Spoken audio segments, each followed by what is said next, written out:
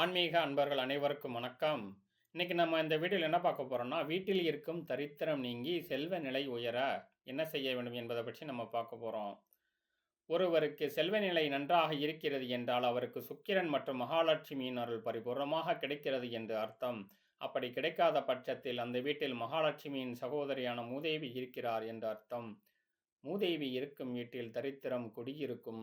அப்படிப்பட்ட தரித்திரத்தை நீக்குவதற்கும் அதே சமயம் செல்வ நிலை உயர்வதற்கும் செய்யக்கூடிய ஒரு எளிமையான வழிமுறையை பற்றித்தான் இந்த ஆன்மீகம் குறித்த பதிவில் நாம் பார்க்க போகிறோம்.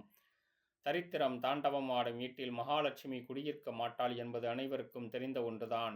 அப்படிப்பட்ட தரித்திரத்தை விரட்டியடிக்கவும் அதே சமயம் மகாலட்சுமி மற்றும் சுக்கிரனின் அருளை பெறுவதற்கும் செய்யக்கூடிய எளிமையான வழிமுறைகளை பற்றி தான் பார்க்க போகிறோம்.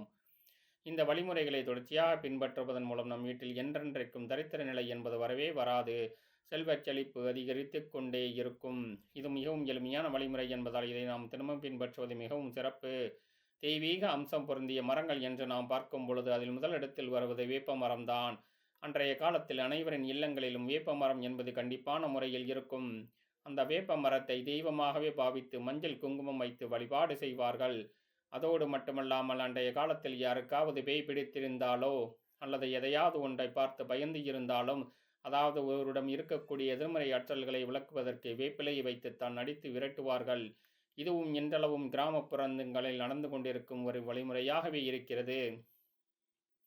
அவ்வளவு அற்புதமான தெய்வீக சக்தி மற்றும் மருத்துவ சக்தி மிகுந்ததாகத்தான் இந்த வேப்ப மரமும் இலையும் திகழ்கிறது. நம் வீட்டில் காலையிலும் மாலையிலும் விளக்கேற்றும் பொழுது கண்டிப்பான முறையில் நிலைவாசலில் தீபம் ஏற்றும் பழக்கத்தை வைத்து கொள்ள வேண்டும். ஒன்றோ இரண்டோ தங்களால் இயன்ற தீபத்தை ஏற்ற வேண்டும். அவ்வாறு தீபத்தை ஏற்றும் பொழுது வேப்பிலைகளை வைத்து அதற்கு மேல் அகலை வைத்து தீபம் ஏற்றும் பொழுது வீட்டில் இருக்கக்கூடிய தரித்திரம் என்று சொல்லக்கூடிய எதிர்மறை சக்திகள் அனைத்தும் வெளியேறும். இதோடு நாம் செய்யக்கூடிய இன்னும் ஒரு வழிமுறை நம் வீட்டில் செல்வச் செழிப்பை உயர்த்தும். அதுதான் அத்திமரம். அத்திமர குச்சிகள் கிடைக்கும் பட்சத்தில் அந்த குச்சிகளை எடுத்து மஞ்சள் கலந்த தண்ணீரில் சுத்தம் செய்துவிட்டு அந்த குச்சி முழுவதும் மஞ்சளை தடவி குங்குமம் வைத்து வீட்டு பூஜை அறையில் வைப்பதன் மூலம் சுக்கிரன் மற்றும் மகாலட்சுமியின் அருள் நமக்கு கிடைக்கும். அத்திமரம் என்பது சுக்கிரனுக்குரிய மரமாக கருதப்படுகிறது. இதோடு மட்டுமில்லாமல் அத்திமரத்தால் செய்யப்பட்ட மரப்பலகைகளை வாங்கி வீட்டு பூஜை அறையில் வைத்து அதற்கு மேல் நாம் தெய்வத்தை வைத்து வழிபட எந்த தெய்வத்தை வைத்தோமோ அந்த தெய்வத்தின் அருளும் சுக்கிர பகவானின் அருளும் நமக்கு பரிபூர்ணமாக கிடைத்து வீட்டில் என்றென்றைக்கும் செல்வ நிலை என்பது குறையாமல் உயர்ந்து கொண்டே இருக்கும். மிகவும் எளிமையான இந்த வழிமுறைகளை நம்முடைய வாழ்வில் நாம் பின்பற்றி தரித்திரம் நீங்கி செல்வ நிலை உயர்ந்த நற்பலன்களை பெறுவோம். இந்த வீடியோ உங்களுக்கு பிடிச்சிருந்துச்சுன்னா வீடியோவை லைக் பண்ணுங்கள்.